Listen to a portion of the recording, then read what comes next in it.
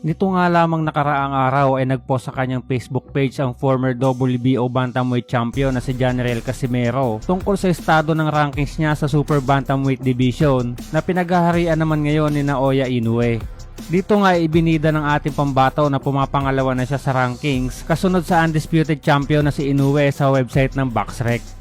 Sa unang tingin nga ay talagang matutuwa tayong lahat lalo pat matagal na nating inaasam-asam na makita maglaban si Cuadro Alas at si Naoya Inoue. At ang tanging paraan na nga lang para kay Cuadro Alas para masukol niya si Inoue ay ang tumaas ang ranking nito at mapilitan ng lumaban ang Hapon. Subalit bakit malabo pa din na makaharap ni Cuadro Alas ang tinatawag nating takot na si Naoya Inoue kung pumapangalawa na ito sa ranking? Dahil nga si Inoue ang may hawak ng 4 na major world title tulad ng IBF, WBA, WBC at WBO at isama na din natin ang lineal title ng The Ring Magazine ay kinakailangan ni Cuadro Alas na maging mandatory challenger sa isa o higit pang belt na pinangahawakan ngayon ni Inoue. Subalit sa ngayon nga ay masasabi nating medyo malayo pa ng ranking si Cuadro Alas para maging number 1 contender ni Inoue. Pang-10 sa WBC, pang-9 sa IBF, pang-4 sa WBO, at wala naman sa top 10 ng WBA at Ring Magazine.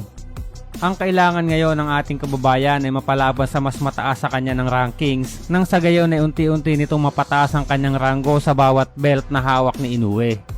Sa estado naman ng ranking ni Cuadro Alas sa boxrec.com ay masasabi nating walang impact sa ngayon dahil wala namang title or belt ang boxrec na dapat idepensa ni Inoue at tanging ang mga hawak lang nito na belt ang may bilang pagdating sa mundo ng boxing. Ayon nga sa boxrec ay isang record keeper lamang ang kanilang website kung saan makikita ang kartada ng bawat boksingero sa buong mundo. Makikita din dito ang mga impormasyon sa mga natapos at paparating pa lamang na laban. Samantala, posible namang makaharap ni Inoue sa darating na Setyembre ang IBF at WBO mandatory challenger na si Sam Goodman. Kapwa undefeated din ang Australian boxer na may record na 18 wins with 8 knockouts. Mababa man ang knockout percentage ay magiging magandang matchup naman ito para kay Inoue lalo pa at isa itong technical boxer. Nagpahiwatig na din si Inoue na handa siyang lumaban sa Australia at doon depensahan ang kanyang titulo sa harap naman ng kababayan ng kanyang challenger. Samantala, sa ngayon nga ay wala pang opisyal na ibabalita tungkol sa paparating na laban ng ating kababayan na si Cuadro Alas. Sa edad na 35 ay kinakailangan na nitong makahanap ng mga bigating laban para maging world champion muli.